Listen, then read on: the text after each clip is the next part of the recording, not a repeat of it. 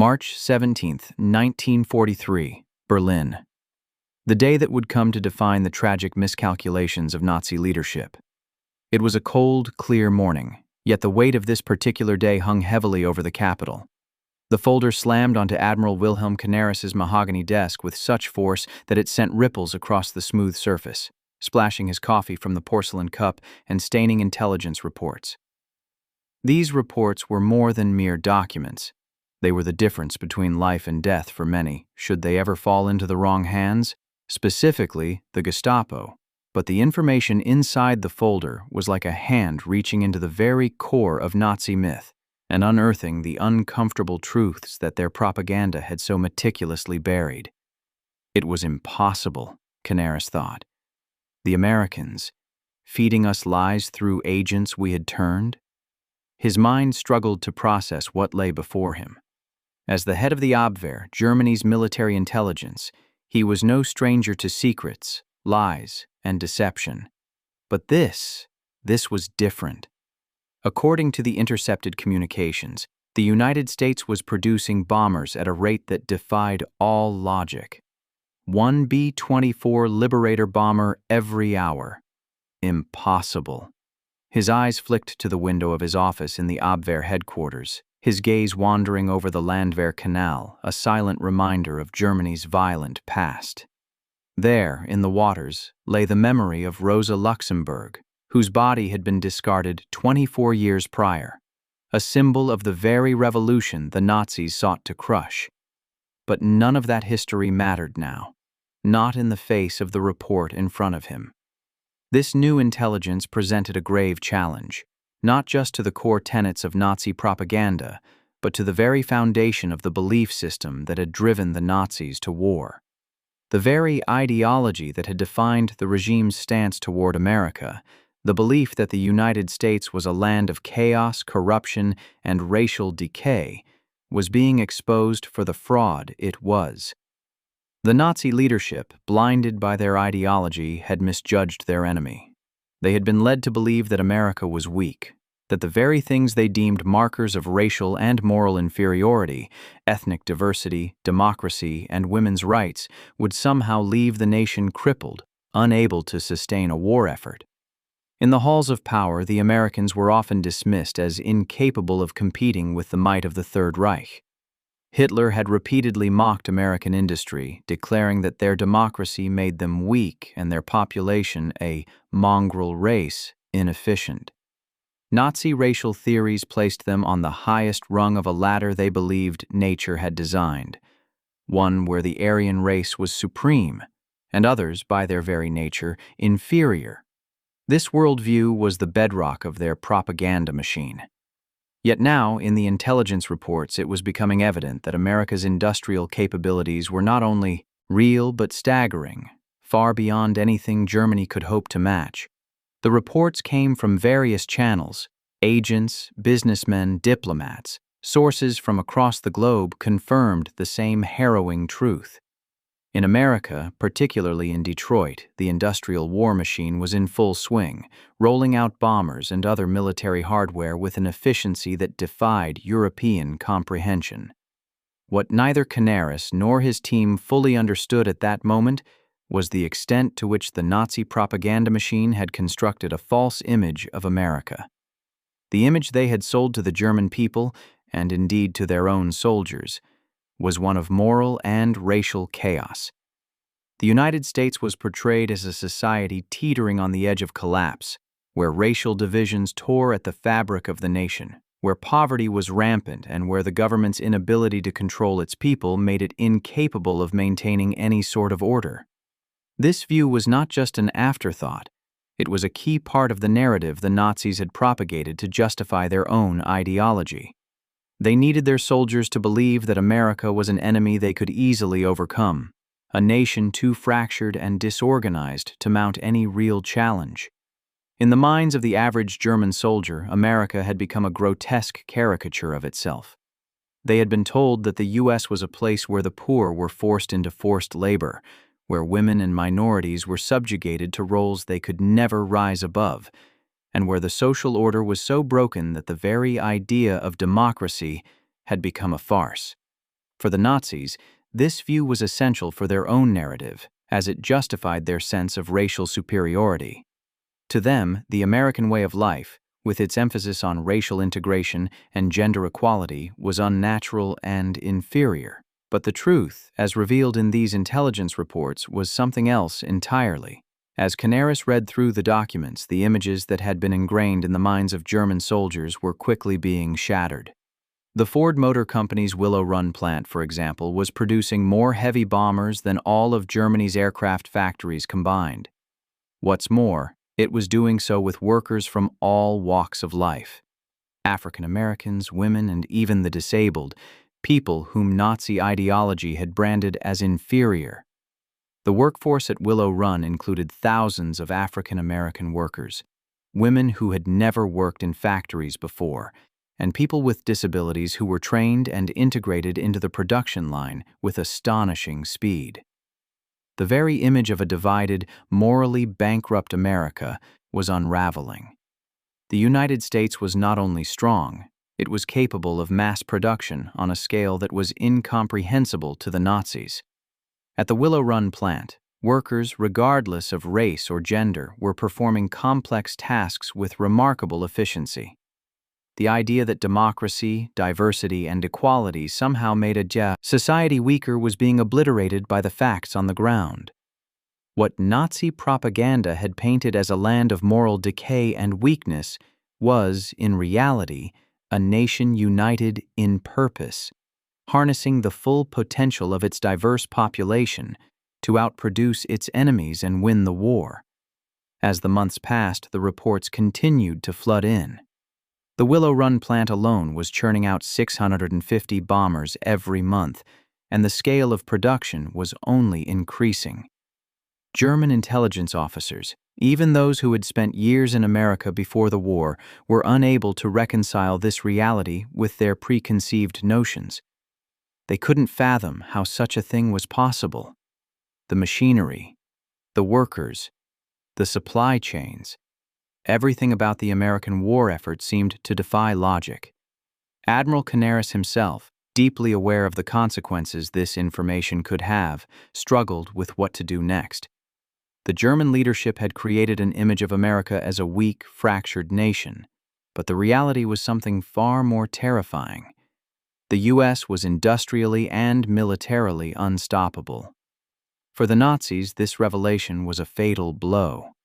They had been defeated not by a superior military strategy, but by the very thing they had dismissed, the strength that comes from a diverse and democratic society, a strength that the Nazis had failed to see, and more tragically, refused to believe. The failure to comprehend American industrial power would go on to become one of the most consequential miscalculations in military history. Germany's inability to believe the reality of American production capacity, because it went against their entrenched beliefs, would doom the Third Reich, just as surely as any battle on the front lines. And as German soldiers faced the Americans on the battlefield, they would soon realize, too late, that they had been misled by their own propaganda. For now, Canaris stared at the reports, knowing full well that the Nazi war machine's inability to adapt to the changing tides of industrial warfare was just the beginning of the end. America's might was not built on the weakness the Nazis had imagined. It was built on unity, innovation, and an unshakable belief in the potential of every individual. The year was 1944, and the war was shifting. The once unyielding march of Nazi forces had begun to falter, and the tide was turning in favor of the Allies.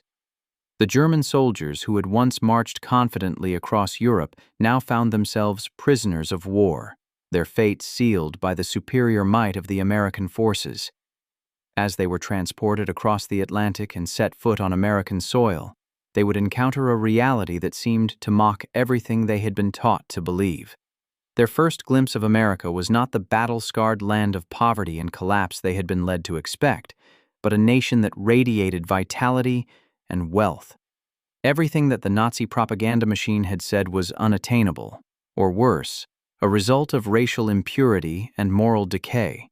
The men who had been trained to hate this foreign land found themselves, for the first time, in direct confrontation with a truth that their minds had not been prepared to accept. When the German POWs disembarked from the transport ships, they were greeted by an America that seemed almost too perfect to be real. The cities they arrived in were clean, well-ordered, and brimming with life. The air was thick with the sounds of busy streets, but there was no sign of the poverty, the racial strife, or the chaos they had been told would be rife in every corner of the United States.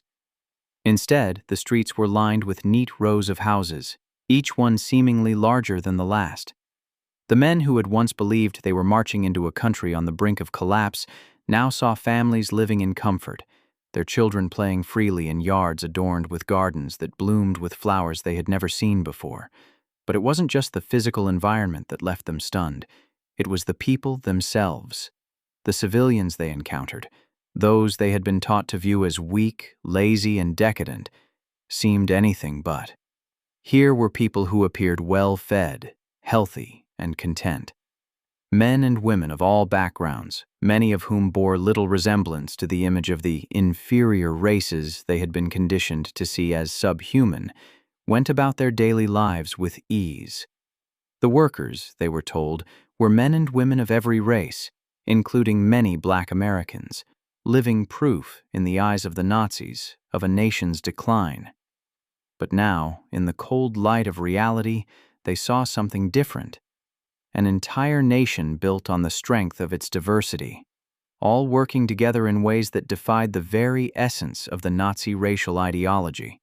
As the prisoners were herded into their camps, many of them struggled to make sense of what they had seen. They had been told that America's racial integration was a flaw, a weakness that would eventually lead to its downfall. They had been convinced that the very mixing of races, Black, white, Asian, Latino, would cause society to collapse under its own contradictions.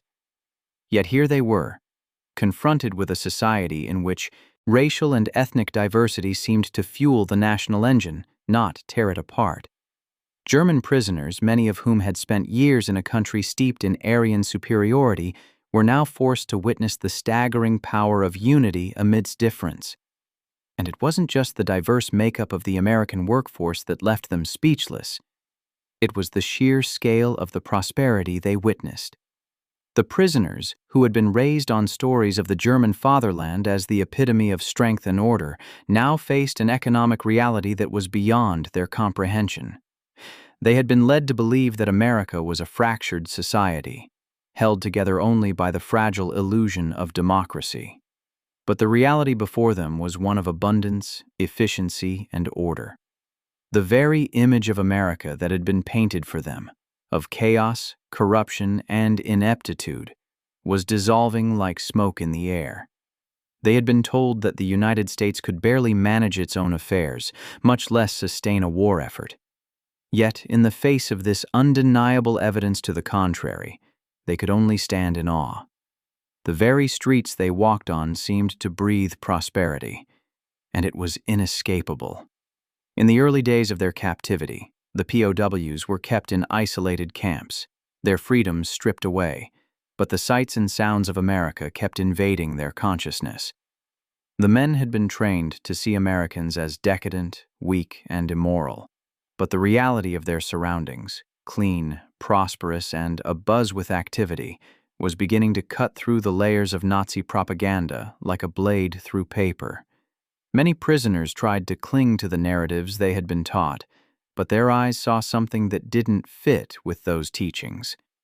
The men, who had once been told that Americans lived in a constant state of poverty and disorder, now found themselves confronted with a new and jarring truth. This was a land of opportunity and wealth, of innovation and resilience. As the days wore on, many of the German soldiers grew more introspective. For some, the experience of being in America was disorienting, even terrifying. The country they had been taught to hate was not just a foreign adversary. It was a thriving society that seemed to challenge everything they had been led to believe. They had expected to see a nation struggling under the weight of racial tension, poverty, and moral decay. But what they saw instead were vibrant cities, hard-working people, and a country that, despite its flaws, was undeniably strong. The very tenets of Nazi propaganda, the insistence on the superiority of the Aryan race, The belief in the inferiority of the American people and the idea that democracy was weak were crumbling before their eyes. The psychological impact on these prisoners was profound. Many began to question the worldviews they had been taught, even as they struggled to reconcile these new, jarring experiences with the image of America they had long held in their minds. It was difficult, if not impossible, for them to process the cognitive dissonance they now faced. They had been told that the Americans were weak and incapable, that the land they inhabited was teetering on the edge of destruction. But now, standing in the midst of this thriving nation, they realized they had been lied to by their own government, and perhaps more tragically, lied to by their own beliefs. In the months that followed, the German prisoners were exposed to the realities of American life in ways that made it impossible to ignore the contradictions that had been bred into them by Nazi propaganda. They saw women in factories producing warplanes and tanks with the same proficiency as the men. They witnessed Black Americans whom they had been taught to regard as inferior, not only contributing to the war effort but playing a central role in it. It was clear to the POWs that the fabric of American society was not torn by racial divisions, but woven together by a common goal, one that the Germans, steeped in racial ideology, could hardly comprehend. It wasn't just the industrial might of America that struck these prisoners. It was the very essence of the nation itself. This was a country that believed in the potential of the individual, in the value of hard work, and in the power of democracy. In stark contrast to the totalitarian regime they had come from, the United States seemed, to their eyes, to be the living embodiment of everything they had been taught to despise. And yet, as they stood there in their captivity, they could not deny the simple truth. America, a country they had been told was weak, was thriving, while the Nazi regime, built on a foundation of lies and racial hatred, was crumbling beneath the weight of its own contradictions. As they came face to face with this new reality, the German POWs had no choice but to confront the disorienting truth. The land they had been taught to despise was a land of prosperity, a land built on values that, for all their differences, seemed more enduring than the ideology they had left behind. This was not the America of their nightmares. It was an America of innovation, of unity, and, perhaps most shockingly, of strength in diversity. And as these men stood on American soil, they realized the true cost of the propaganda they had been fed, and how utterly wrong it had been. As the German POWs spent more time in the United States, they were forced to confront something far more jarring than just the economic prosperity they had encountered in the cities or the technological marvels of American industry. It was a force that would shake the very foundations of the beliefs they had long been taught to uphold: the treatment of Black Americans. The sight of Black men and women holding prominent positions in society, respected by their peers and treated as equals, was a stark contrast to the rigid racial hierarchies that Nazi ideology had instilled in them. For many, this moment was a pivotal one that forced them to question not just their perceptions of America, but also the deeply ingrained prejudices they had been taught to hold about race. Nazi racial doctrine was built on the premise of Aryan Supremacy, with the belief that the so-called master race was destined to rule over all others. The Nazis viewed Black people as inferior, part of what they considered the subhuman races, fit only to serve or be subjugated. Black Americans, like other racial minorities, had been portrayed in the most demeaning terms by Nazi propaganda, figures of weakness and backwardness. These beliefs were not mere abstract ideas. They were the foundation of policies and social structures that governed the lives of millions under the Third Reich. In Germany, racial purity was law, and the notion that Black people could be equals to white people, much less respected and revered by society, was inconceivable. Yet upon arriving in the United States, the German POWs were confronted by a society where this foundational belief was utterly challenged. Everywhere they turned, they saw Black Americans engaged in roles and occupations that were far beyond the subservient positions they had been taught to expect. From the bustling factories to the streets of American cities, Black Americans were not only present, they were thriving. They held jobs as doctors, teachers, business owners, and even military officers. For these men, many of whom had been taught that the racial hierarchy of the world was absolute, the very sight of Black Americans in positions of power, influence, and respect was nothing short of shocking. It was in the factories where many POWs first encountered this reality head-on. In the same plants where they had watched white Americans work diligently alongside one another, they were now forced to see Black Americans doing the same, and often in leadership positions. In one of the most powerful instances of this realization, a German POW who had been assigned to a munitions factory found himself under the supervision of a Black man. At first, the POW could not comprehend it. He had been raised to believe that a Black person would never be able to hold such a role in a society, let alone be respected by others. The idea that this Black man was not only supervising his work, but also holding the authority of the position was a shock to his system. For the POW, the mere thought of a Black person being in charge was an affront to everything he had been taught to believe. And yet, the experience was not one of animosity or resentment from the other workers. Instead, the Black supervisor was treated with the same respect and professionalism as any white American. This was not a hierarchical relationship based on racial deference. This was one where the Black supervisor's authority was unquestioned, respected, and even admired by his peers. The German POW watched in confusion as this Black man gave orders, his voice calm but firm, and saw his fellow workers, of all races, comply with respect. This was a scene so foreign to him that it took time for the full weight of the situation to sink in. In Nazi Germany, such a dynamic would have been unthinkable. It wasn't just that Black Americans held positions of power. It was that they were treated as equals. The hierarchical racial divide the POWs had been indoctrinated to believe in seemed to disappear before their very eyes. For many prisoners, this was a profound moment of cognitive dissonance. The beliefs they had held about racial superiority and the inferiority of Black people were now being challenged by the reality of American society. They had been told that Black Americans were inherently inferior, that they were destined to remain in subjugation, fit only for menial labor. But what they saw in the United States was the exact opposite. Here were Black men and women who were not only surviving, but thriving. They were integral to the very fabric of American society, playing essential roles in its industries, its military, and its communities.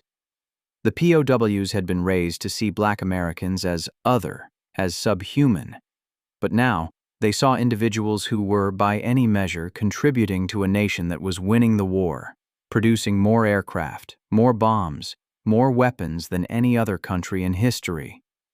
The reality before them was one that did not fit their Nazi ideology. It was a direct affront to it. The most powerful experience for many German POWs came in the form of encounters with Black American soldiers.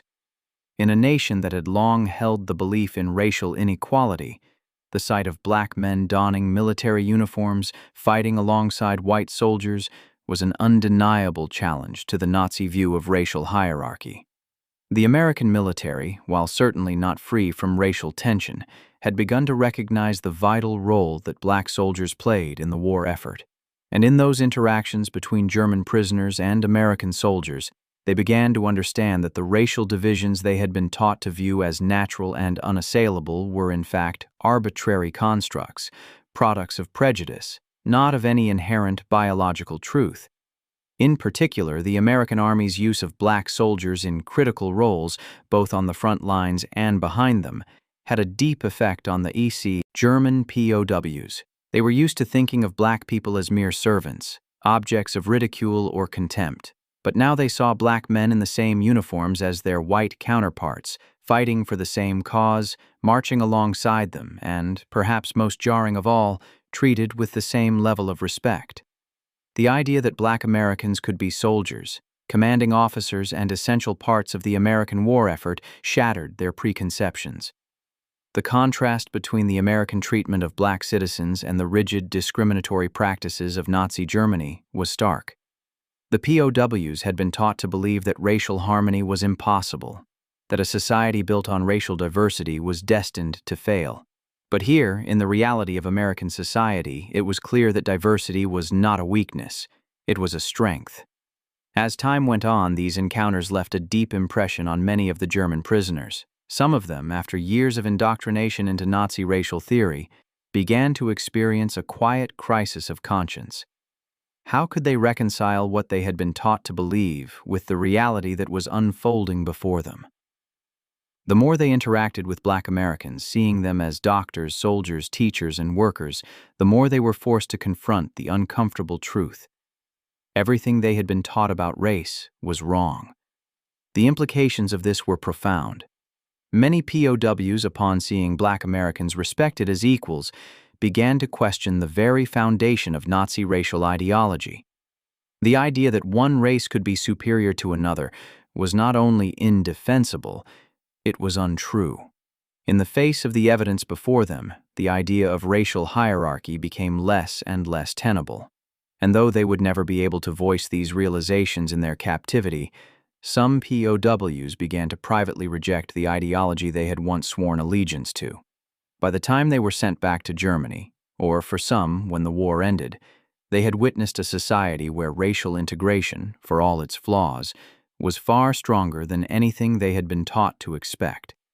In America, they had seen Black men and women treated with dignity and respect, and they knew that this was something their own society had denied them. This experience would leave a mark on the German POWs, one that would challenge their worldview for years to come, and in some cases, even after the war had ended. For in America, they had seen the beginning of the end for the rigid, racist hierarchy that the Nazis had built, and it was in this moment that many began to realize the true strength of a society that embraced diversity rather than feared it. For the German prisoners of war, arriving in the United States was like stepping into a world they had never expected, one that stood in stark contrast to everything they had been led to believe about their enemy. The notion that American POW camps would be places of cruelty, neglect, and misery, a reflection of the Nazi view of the U.S. as a decadent, chaotic, and morally bankrupt society, quickly crumbled in the face of reality. Instead of the brutal treatment they feared, the German soldiers found themselves in environments where they were treated with a level of dignity and respect that would have been unimaginable back home. For many, these experiences within the POW camps would mark a profound turning point, one that not only challenged their preconceived notions about America, but also about the very humanity of the Nazi regime they had fought to uphold. The first shock to these soldiers upon entering the U.S. camps was the sheer contrast in how they were treated compared to what they had been told to expect. In Nazi propaganda, the Americans were depicted as ruthless and barbaric, willing to torture their enemies without mercy.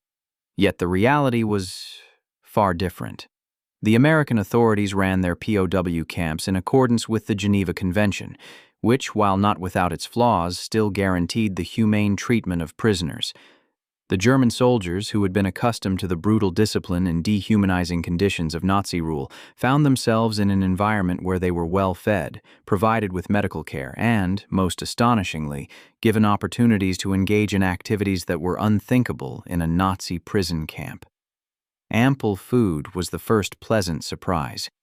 The prisoners, who had survived on the bare minimum of sustenance throughout the war, often enduring the hardships of Nazi camps with little more than a ration of bread and soup, now found themselves with regular meals.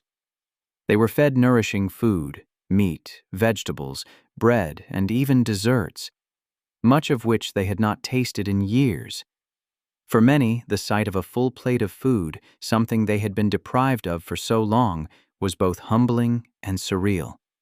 The Germans had been conditioned to see Americans as a nation on the brink of collapse, yet here were the POWs in enemy territory, treated with the care and respect usually reserved for soldiers in their own army. This unexpected abundance was not confined to food.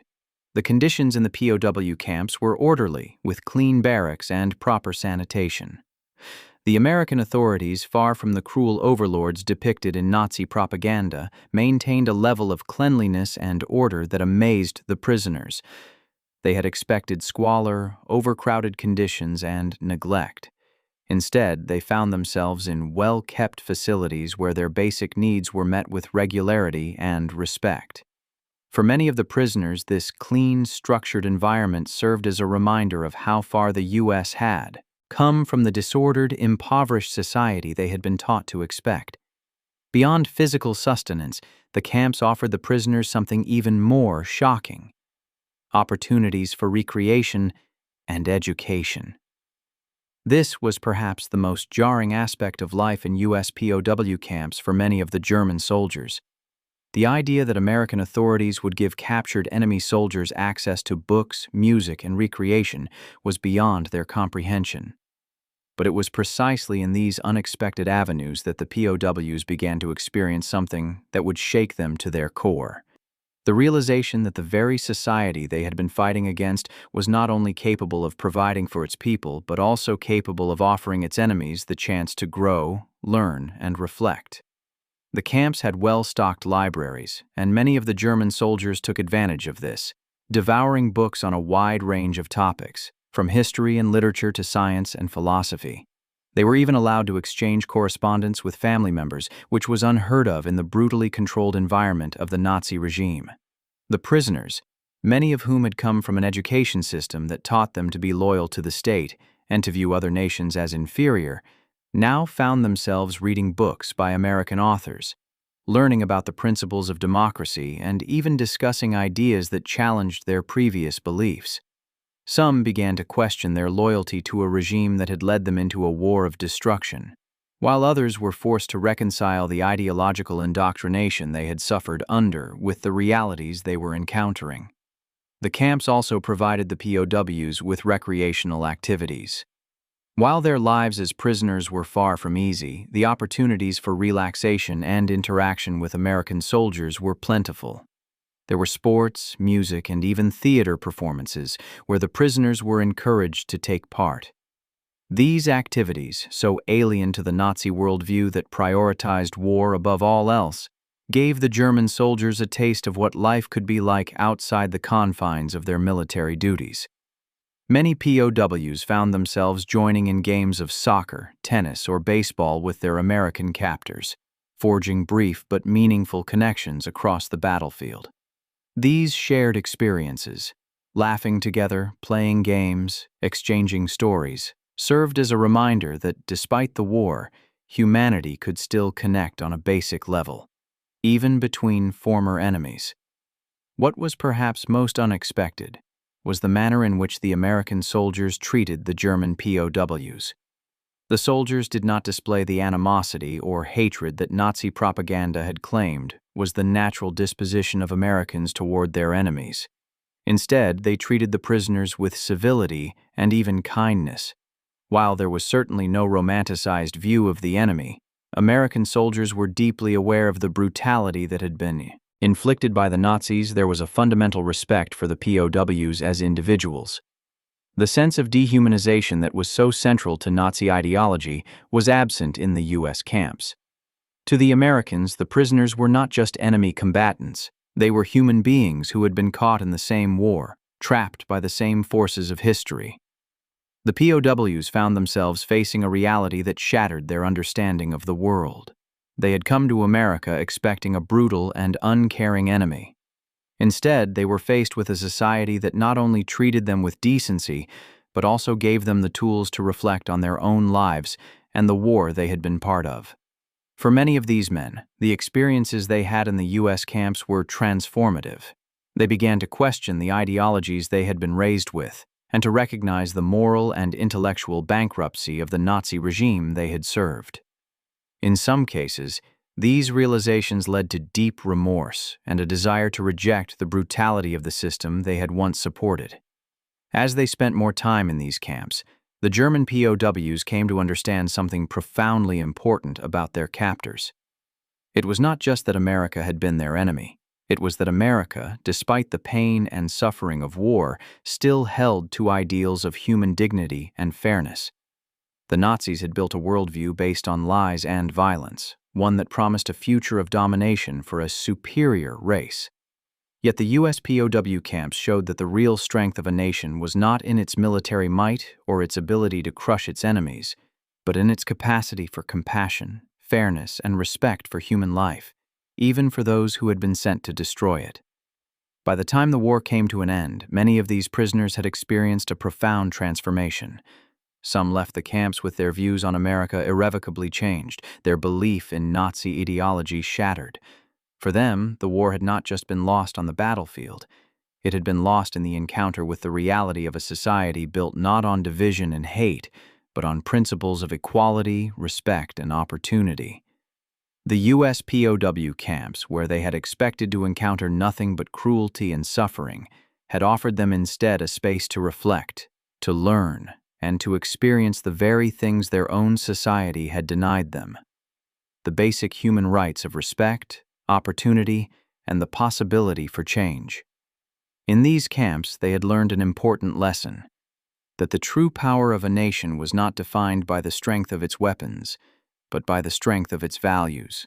As the German prisoners of war settled into life in the United States, they found themselves faced with a reality that not only contradicted their expectations, but also challenged the very core of the ideological indoctrination they had endured under the Nazi regime.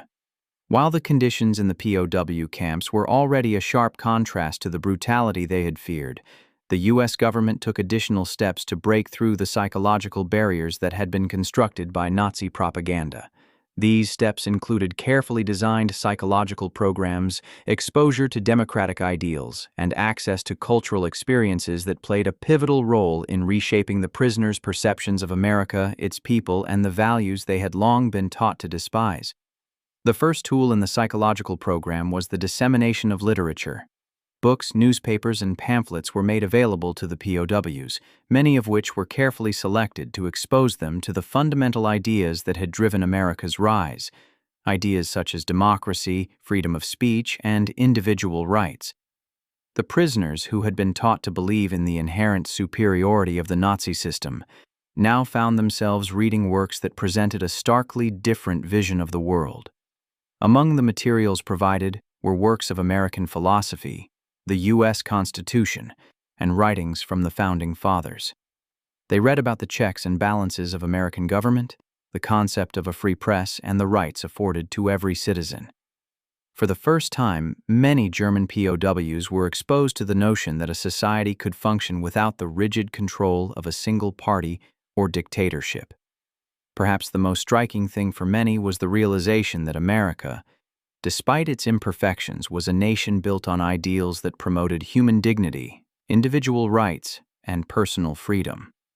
The Nazi regime had continuously told them that democracy was weak, corrupt, and doomed to failure. But as the prisoners read about the democratic process and the struggle for civil rights in the United States, they began to see a society that, while far from perfect, was rooted in principles they had been taught to deride. It was impossible to ignore the contrast between the vision of government and society that the Nazis had sold them and the one that was now unfolding before their eyes. In addition to reading material, the prisoners were exposed to American newspapers. While these newspapers were obviously slanted in favor of the Allies, the stories they contained were revelatory for the POWs. For the first time, many of these soldiers read about the atrocities committed by the Nazis, the invasion of Poland, the treatment of Jews and other minorities, and the growing resistance movements across Europe. Many prisoners who had previously only heard the Nazi version of history were confronted with an alternative narrative, one that forced them to reconsider their understanding of the war and their role in it. The sense of righteousness they had once felt as soldiers of the Reich began to erode as they read first-hand accounts of the destruction their government had caused. But perhaps the most powerful psychological tool used by the U.S. was the encouragement of open debate. American soldiers and POWs alike were encouraged to discuss their views on democracy, the war, and the future of the world. The U.S. government had recognized that merely exposing the German prisoners to new ideas would not be enough. What was needed was a space where the prisoners could interact with their captors and fellow POWs in a way that encouraged them to rethink their beliefs. In camp discussions, prisoners were invited to debate the merits of fascism versus democracy, socialism versus capitalism. For many of the POWs, this was their first opportunity to engage in a real conversation about the nature of government and society outside the confines of Nazi ideology. These debates allowed them to see the diversity of thought that existed within the Allied forces, and more importantly, within the United States itself. It was a revelation to many that the Americans were not a monolithic, uniform society, as Nazi propaganda had suggested, but a nation of individuals with differing viewpoints, all united by a belief in freedom and justice. Exposure to American culture also played a key role in breaking down the prisoners' long-held prejudices. The U.S. government ensured that the prisoners had access to music, films, and art, tools that would humanize the Americans, and by extension, challenge the Nazi caricature of the degenerate American people. It was not simply that these cultural experiences provided entertainment. They served as a means to expose the prisoners to a side of America that was often at odds with the image presented by Nazi propaganda. Music, in particular, had a profound impact on many of the prisoners. They were introduced to the works of American composers, ranging from jazz to classical, and even the folk songs of everyday Americans. For many German soldiers, jazz music was especially transformative. Jazz, a genre that had been demonized by Nazi ideology as degenerate, was now heard in the POW camps, offering an entirely new perspective on American culture. The improvisational nature of jazz, the freedom it represented, and the racial diversity of the musicians who performed it forced many prisoners to confront their own rigid racial views. The idea that people of different races could create something beautiful together, something celebrated in mainstream American culture, was deeply unsettling to those who had been taught that racial purity was the key to a nation's strength. Yet in the music that filled the camps, the prisoners began to hear something that challenged the very essence of their Nazi teachings. Films also played a significant role in reshaping the prisoners' perceptions. Many of the German soldiers had been exposed to Nazi-approved films that depicted Americans as weak and decadent. But now, as they watched American movies in the camps, they were exposed to a different vision of American society. They saw films that celebrated individualism, freedom, and the pursuit of justice. They watched depictions of everyday Americans standing up to oppression and fighting for the rights of the downtrodden. The stories they saw were far removed from the propaganda they had been fed about America's moral decay. Instead, they portrayed a country that, despite its flaws, was fundamentally dedicated to the idea of justice for all. Art, too, played a pivotal role in the cultural exposure the POWs experienced. Many of the German soldiers had been told that American art and literature were superficial and degenerate. But in the U.S. camps, they were introduced to the works of American painters, poets, and writers who captured the struggles and dreams of the American people. These works of art, far from being shallow or frivolous, demonstrated the depth and complexity of American culture.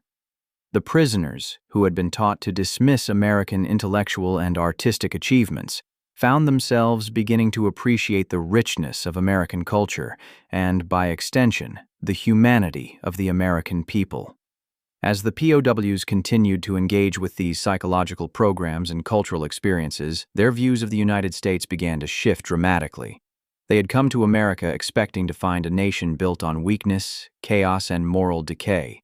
Instead, they found a society that was dynamic, resilient, and deeply committed to the ideals of democracy and freedom.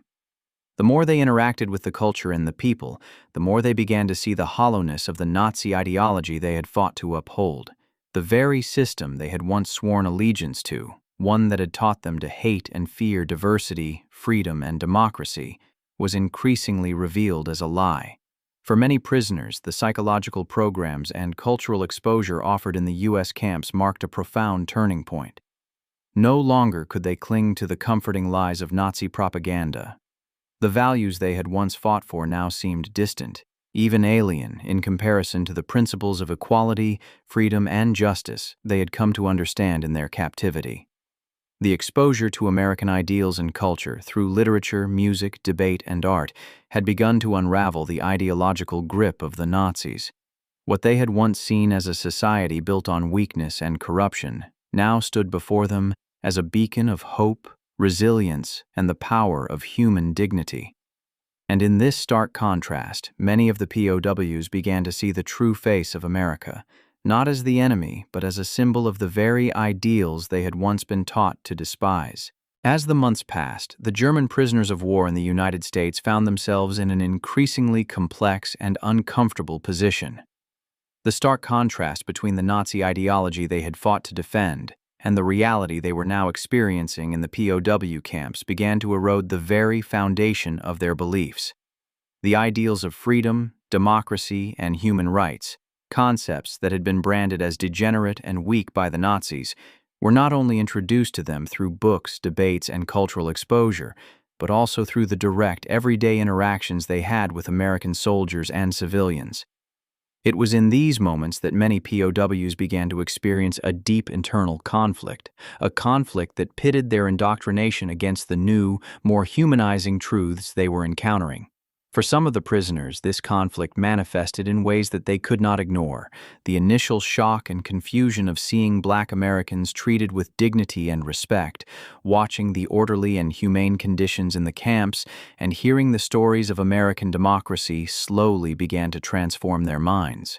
The realization that they had been lied to by the Nazi propaganda machine was a painful one, and for many prisoners it sparked the beginning of a profound personal transformation.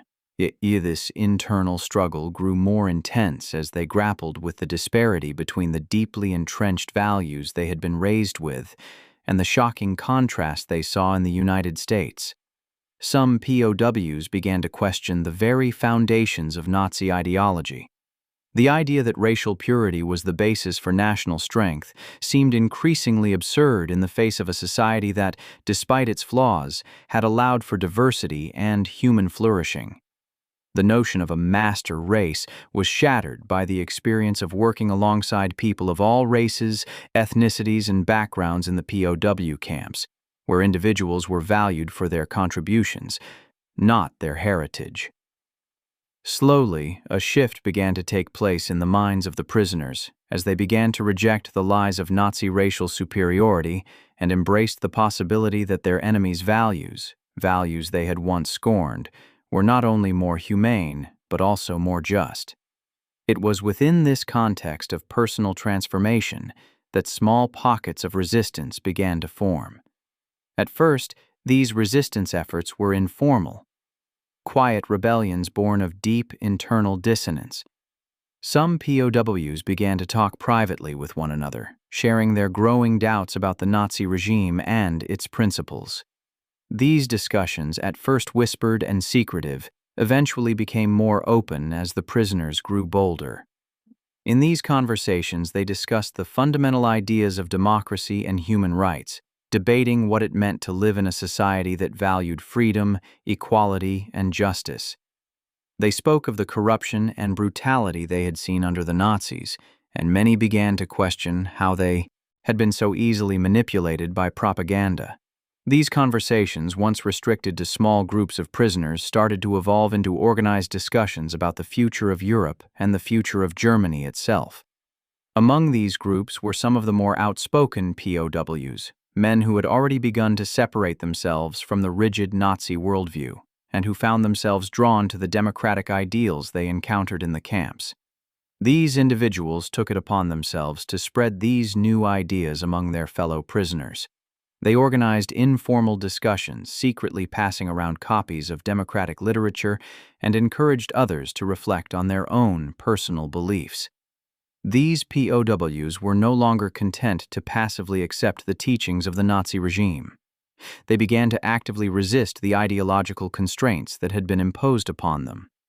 The American authorities, aware of the psychological impact the camps were having on the prisoners, allowed some degree of freedom for these debates, understanding that this exposure to democratic values could help hasten the mental and moral defection of the prisoners from their former beliefs.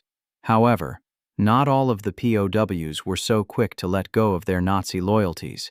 Many resisted these ideas, clinging to the beliefs they had fought for during the war.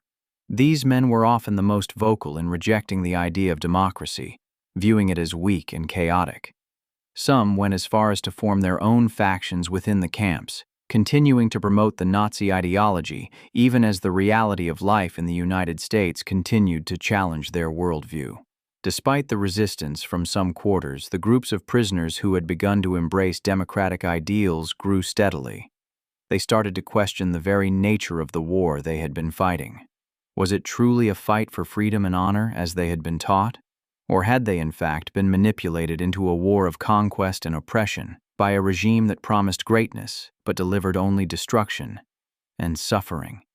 These were the questions that began to preoccupy the minds of the more thoughtful POWs, who now began to see their struggle not as a righteous fight for their country, but as a misguided mission that had caused untold suffering.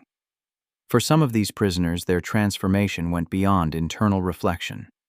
They began to take a more vocal stance against the ideology they had once embraced. These men, once loyal to the Nazi cause, began to speak openly about their disillusionment with the regime. They criticized the racial hierarchy they had once supported and condemned the violence and oppression they had been taught to justify. Some even went so far as to publicly denounce the Nazi leadership, rejecting the very principles they had once fought for. These acts of defiance, while often met with harsh resistance from more ardent Nazi loyalists in the camps, began to foster a new sense of unity among those who had rejected the regime's ideology. One of the most notable examples of this resistance came from a group of prisoners who, influenced by their exposure to democratic ideals and the respect for human dignity they had witnessed in the US, began to organize a formalized resistance movement within the camp. These men took the ideals of freedom, justice, and human rights and used them as a foundation for their resistance. They quietly undermined Nazi propaganda, helping their fellow prisoners see the lies they had been taught. This group's resistance was not based on violent rebellion, but on a moral revolution, one that sought to reshape the minds of their fellow soldiers and guide them toward a more just and humane vision for the future. The psychological programs and exposure to democratic culture in the U.S. camps had accomplished what Nazi indoctrination had never intended. It had created a space where prisoners could reflect critically on their beliefs and, in many cases, abandon them altogether. The idea of democracy, freedom, and human rights became a rallying cry for many prisoners, especially those who had begun to organize against the Nazi regime from within the confines of the camps. Through discussions, debates, and resistance efforts, these prisoners not only rejected the ideas that had been force-fed to them, but began to embrace the ideals they had once been taught to disdain. For the prisoners who experienced this transformation, the conflict was not merely ideological, it was deeply personal. They were not simply rejecting a set of political beliefs, they were questioning their very identities. To admit that they had been wrong, to turn against the very principles that had shaped their lives and defined their loyalty, was an act of immense courage. These men were forced to confront their role in the atrocities of the war, and for many, the pain of this realization was as great as the physical hardships of captivity. But for others, it was a moment of redemption, a chance to rebuild their lives based on the values of freedom and equality. As their time in the U.S. camps progressed, it became clear that the ideological battle within the German ranks was far from over. But the internal resistance to Nazi teachings, fueled by the exposure to American democratic values and the deep sense of personal reflection that the POWs experienced, marked the beginning of a profound shift. Some of these prisoners would leave the camps as changed men, their belief in Nazi ideology shattered, while others would return to Germany, forever haunted by the lessons they had learned in captivity. The journey from indoctrination to resistance was not easy, but for many, it was the first step toward a new understanding of themselves and the world around them. As time passed in the US POW camps, a quiet revolution was taking place within the minds of the German prisoners. The experiences they underwent, initially jarring and disorienting, began to have a profound effect on their worldview. At the heart of this transformation was the cumulative impact of exposure to American society. the humane treatment they received, and the growing realization that the image of America they had been taught was nothing more than a complete fabrication. The Nazi ideologies that had once dominated their thinking, ideas of racial superiority, national destiny, and an unyielding belief in the righteousness of the German cause, began to unravel, thread by thread, as the prisoners' experiences in the U.S. contradicted everything they had been led to believe. In the early days of captivity, the prisoners found themselves struggling to reconcile the gap between their indoctrination and the reality they were witnessing. The brutal vision of America they had been fed by Nazi propaganda, the image of a chaotic, weak, and racially divided nation, was now being replaced by something entirely different. The United States was a society that, while not without its flaws, was functioning with a level of prosperity, order, and respect for individual dignity that was far beyond anything they had imagined. The clean, well-maintained POW camps, the ample food, and the opportunities for education and recreation were a far cry from the deprivation and neglect they had expected. But it wasn't just the material comforts of American life that struck these prisoners. It was the people. Ordinary Americans, black and white, men and women, working together in harmony, contributing to the war effort and building a society based on the very ideals that Nazi propaganda had dismissed as weak and unworthy. Over time, the prisoners began to see America not as the moral and racial decay they had been told it was, but as a nation of resilient individuals united by shared values. This realization did not come all at once, but slowly, as the prisoners interacted with American soldiers, workers, and civilians. Many began to question their assumptions about the United States, and, by extension, their own country's ideological foundation. The most profound shift in thinking came when the prisoners began to grapple with the Nazi racial theories they had been taught to accept as truth. From the very beginning of their military training, German soldiers had been indoctrinated into the belief that the Aryan race was superior to all others. The Nazis had painted a picture of a society in which the so-called inferior races, especially Jews, Slavs, and black people, were subjugated and kept in their place. Nazi propaganda had reinforced the notion that the United States, with its racially integrated society and democratic ideals, was weak and unstable. The Nazis claimed that the racial mixing in America was a recipe for failure, that a nation built on diversity could never stand the test of time. Yet, in the US POW camps, these assumptions began to crumble. The prisoners saw black Americans treated with respect, holding positions of power and influence, both in the workforce and the military. They watched as American soldiers, black and white, worked together to support their war effort, and they could not reconcile this image of racial harmony with the one they had been taught to believe. Many of the prisoners had initially been skeptical, even hostile, toward the idea that people of different races could coexist peacefully in a democratic society. But as they spent more time in the camps and witnessed firsthand the efficiency, respect, and teamwork that characterized the American way of life, their views began to shift. The notion that race defined one's value, an idea central to Nazi ideology, began to lose its grip on their minds. This process of ideological transformation was gradual, but it was profound. The realization that Nazi racial theories were not only wrong but utterly dangerous began to take root in the minds of the POWs. The more they interacted with black Americans, working alongside them, playing sports with them, and even engaging in open debates about race inequality, the more the myth of racial superiority was shattered. The prisoners could no longer ignore the reality they saw before them, a racially diverse society that was thriving, united in purpose, and winning the war. At the same time, the prisoners' exposure to the broader ideals of democracy and freedom in the United States began to erode their belief in the Nazi system. Nazi propaganda had portrayed democracy as weak and inefficient, a system doomed to fail because it allowed for too much freedom, too much dissent. Yet, as the prisoners saw the democratic process at work, even within the confines of their captivity, they began to appreciate the strength that came from a society that valued individual rights and freedom of expression.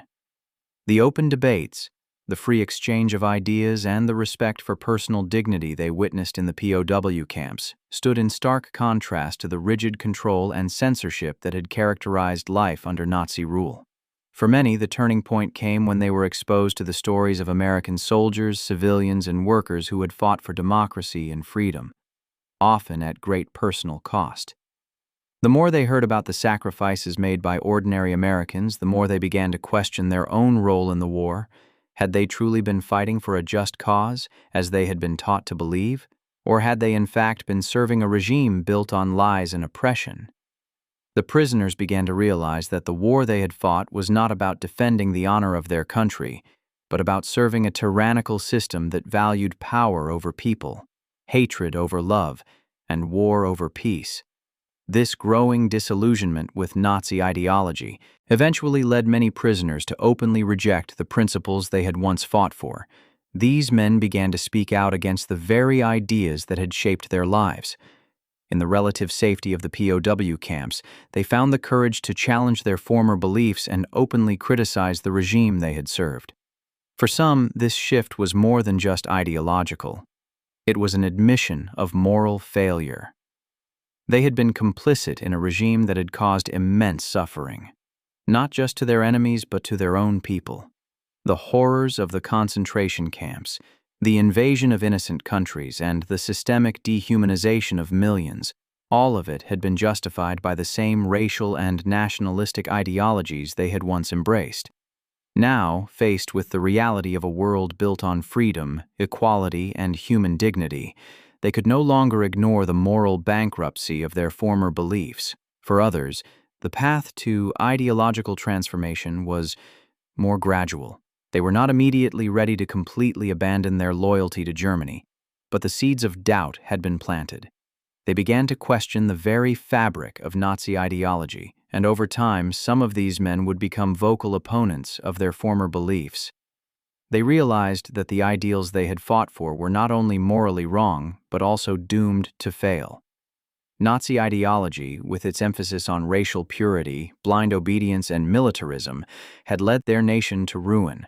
They saw that the American system, despite its flaws, was based on a vision of society that valued the individual, respected human rights, and sought to build a future of peace and prosperity for all. It was a vision that, for all its imperfections, was far more aligned with the values they had come to embrace during their time in captivity. By the end of the war, many of these prisoners had undergone a complete transformation. The ideologies that had once shaped their identities and justified their actions were no longer viable.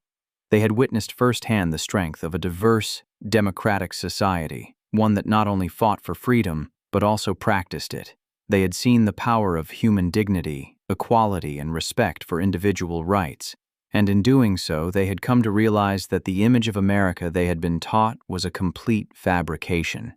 The United States, with its flaws and imperfections, represented a world that was far more humane, more just, and more capable of lasting peace than the brutal, authoritarian system they had once served.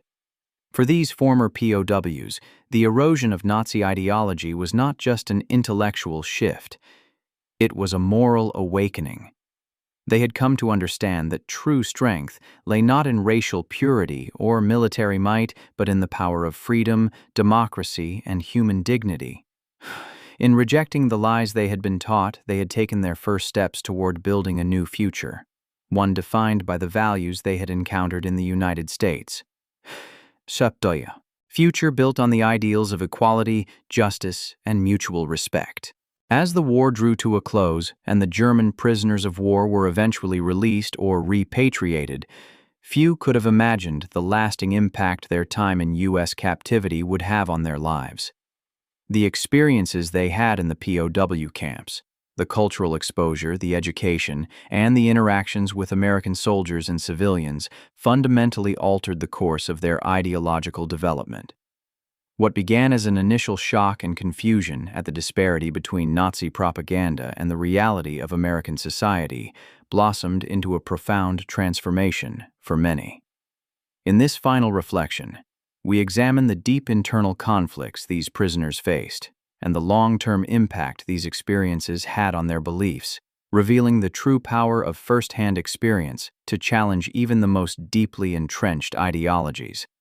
At the heart of this transformation was the realization that the ideological foundation upon which the Nazi regime had been built was not only morally flawed, but also intellectually bankrupt. For so long, the prisoners had been taught that Nazi ideologies, racial purity, militarism, and authoritarianism, were the guiding principles for a strong nation. They had been led to believe that the German cause was just and that the world outside the Reich was chaotic, corrupt, and inferior. Yet, in the experience of their captivity, these prisoners found themselves exposed to a world of democratic ideals, freedom, and human rights, concepts they had been told were weak, immoral, and unworthy of respect. The gradual erosion of Nazi beliefs among the prisoners was not a simple or easy process. Many struggled with the internal conflict of reconciling what they had been taught with the reality they were now experiencing. In the early days, their minds were still steeped in the worldview they had been raised with, one in which the Aryan race was superior and democracy was a flawed experiment. But the sustained exposure to American ideals over time began to break down these barriers. The exposure to a society that, despite its flaws, offered opportunities for freedom, dignity, and equality was undeniable. The more they interacted with the people of the United States, especially the Black Americans who were treated as equals and not as subhuman inferiors, the more their perception of the world was transformed. They began to see that the very racial and nationalistic ideologies they had once held dear were based on lies, and the world outside Germany was not as weak as they had been led to believe. One of the most significant ways these prisoners' beliefs were challenged was through the humanizing experiences they encountered in the POW camps. For many, the sheer dignity and respect with which they were treated in the US camps was the most jarring contradiction to their expectations. The camps were places of order and care, far removed from the neglect and brutality they had feared. In these camps, they were given food, medical attention, and the freedom to engage in education, recreation, and even philosophical discussions. Most importantly, they were allowed to reflect on the war and their own participation in it without the harsh censorship they had been accustomed to. These camps, which were meant to house enemy soldiers, ultimately became a space for transformative experiences, where many of these POWs began to question the very principles they had once fought to defend. The internal conflict faced by these prisoners was not just ideological, it was personal. Many of them had been loyal soldiers, proud of their role in what they believed was a righteous cause. They had been raised to believe that the Nazi regime was leading Germany to greatness. To confront the reality that they had been part of a regime that had caused so much destruction, suffering, and death was a painful process.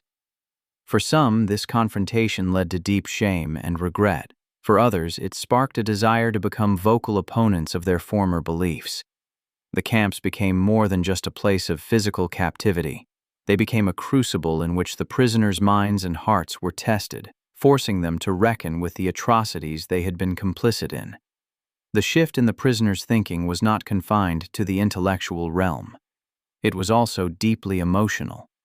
Many began to form relationships with their American captors, experiencing a level of trust and respect that they had never thought possible between former enemies. These relationships, small but meaningful, helped to dismantle the walls of hatred and suspicion that had been built up by years of propaganda.